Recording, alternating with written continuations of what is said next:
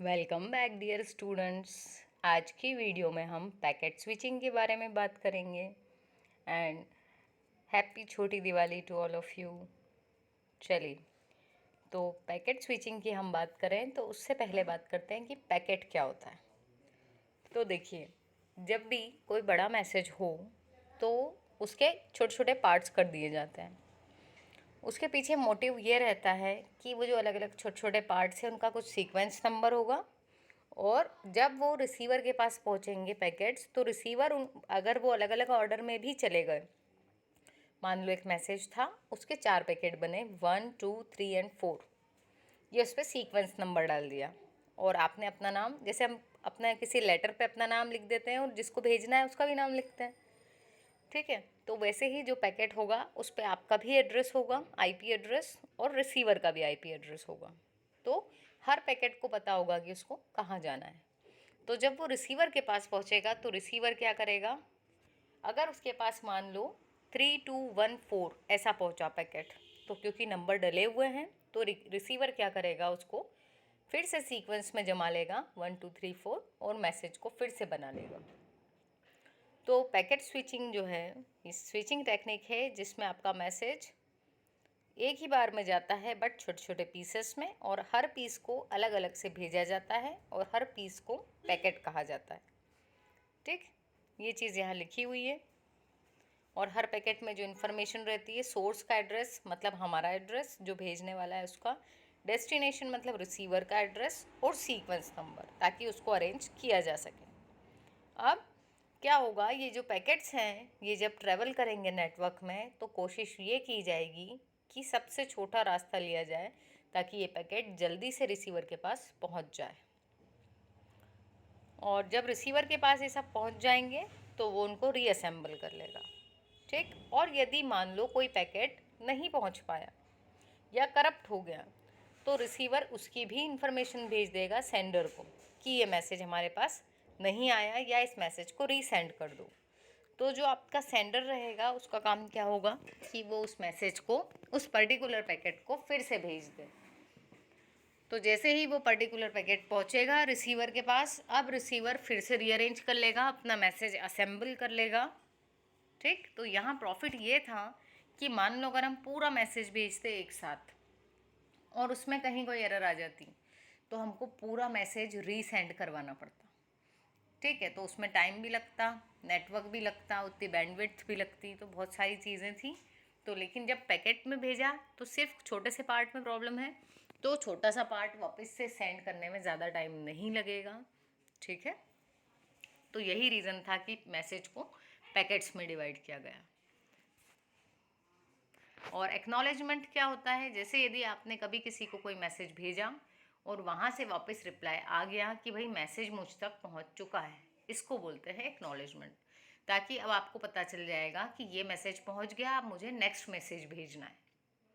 सो acknowledgement ये conformation दे देता है कि आपका मैसेज मेरे पास आ चुका। देखिए, जैसे ये यहाँ पे हमने बनाया हुआ है, ये देखें पैकेट स्विचिंग। तो यहाँ जो ए है ये है सोर्स, मतलब ये पैकेट्स भेज रहा है। और यहाँ पर सबसे लास्ट में आपको दिखेगा ये जो है S6 से आगे यहाँ पर रिसीवर है, वो इसमें विजिबल नहीं है अभी, तो हम मान लेते हैं कि उधर B है जो कि रिसीवर है। तो A से जो पैकेट्स निकले 1 2 3 4, तो S1 पे जब गए तो S1 पे आने के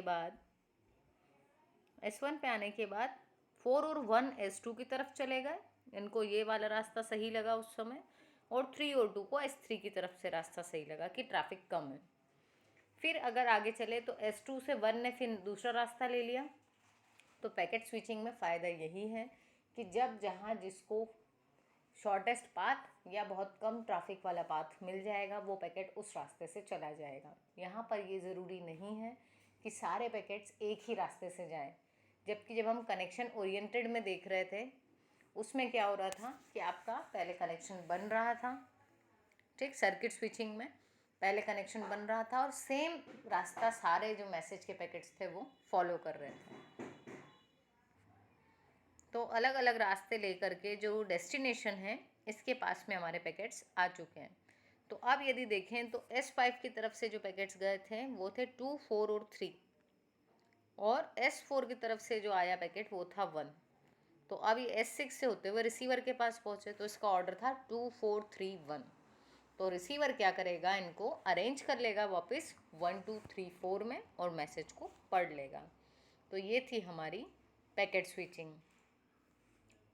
तो पैकेट स्विचिंग की जो अप्रोचेस है वो यहाँ पर दो हैं। एक है डेटाग्राम पैकेट स्विचिंग। तो ये क्या होती है, इसमें जो आपका पैकेट है उसको डेटाग्राम बोलेंगे और हर डेटाग्राम भी क्या होगा, एक independent entity.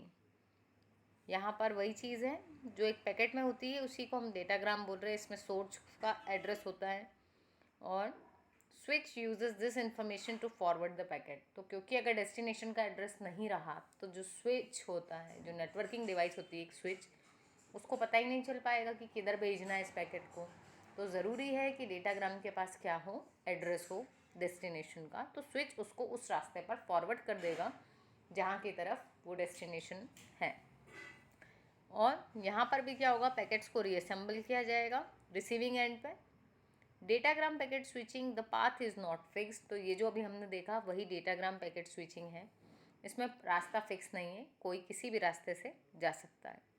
Intermediate nodes takes the routing decision to forward the packet. तो जो इंटरमीडिएट वाले नोड्स थे, जैसे यहाँ देखें S1 ने यहाँ पर डिसाइड किया कि उसको 4 और 1 को उधर से भेजना है और 3 और 2 को इस साइड से भेजना है। तो इसने ये जो डिसीजन लिया इसको राउटिंग डिसीजन बोलेंगे कि किस रूट से जाएंगे, इसको बोलते हैं राउटिंग।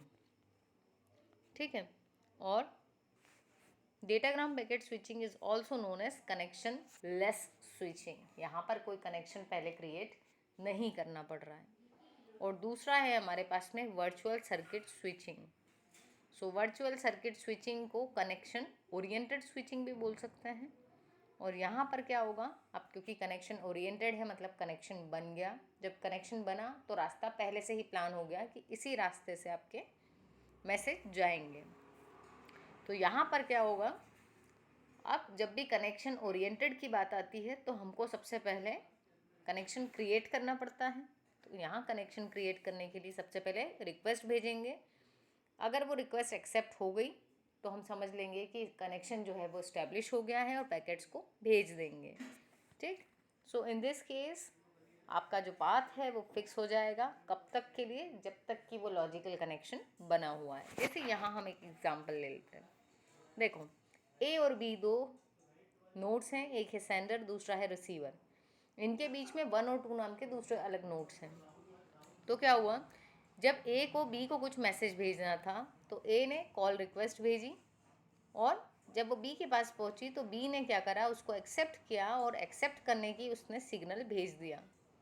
जैसे ही ये एक्सेप्टेंस वाला जो सिग्नल था ये A के पास आया तो A समझ गया कि कनेक्शन जो है वो क्रिएट हो चुका है और इसने अपना जो डेटा था वो भेजना शुरू कर दिया। जब इसने डेटा भेजना शुरू कर दिया, पूरा इसका डेटा पहुंच गया, तो जो आपका B था उसने अपना एक एक्नॉलेजमेंट भेजा। एक्नॉलेजमेंट ने ये कंफर्म कर दिया कि आपने जो मैसेजेस भेजे थे वो मेरे पास आ गए। तो इससे आपको श्योरिटी मिल गई कि चलो मुझे जो मैसेज भेजना था वो पहुंच गया। तो अब आपका काम ख़त्म हुआ। अब आपके पास कोई मैसेज यदि नहीं है तो हमारी डिवाइस उसको एक क्लियर सिग्नल भेज देगी। तो ये जो सिग्नल है ये उसको डिनोट करेगा कि बस अब हमको कनेक्शन टर्मिनेट करना है, हमारा डेटा ट्रांसफ़र क्या हो चुका है, कंप्लीट। सो ये थी हमारी पैकेट स्विचिंग की सेकेंड टेक्निक। आई होप आपको वीडियो समझ में आई होगी और आप चैनल को ज़रूर सब्सक्राइब करेंगे। और यदि ऑलरेडी सब्सक्राइबर हैं तो लाइक करें और कमेंट करके ज़रूर बताएं आपको समझ में आया या नहीं, और दोस्तों के साथ भी ज़रूर शेयर करें। Thank you guys.